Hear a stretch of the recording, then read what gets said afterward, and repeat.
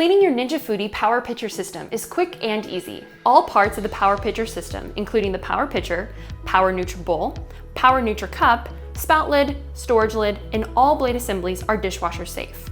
If you prefer to hand wash, wash the containers, lids, and blade assemblies in warm soapy water.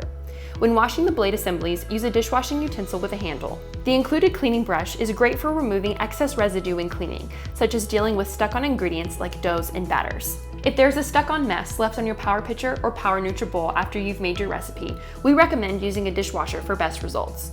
Or you can use the unit to help make sure everything is properly cleaned.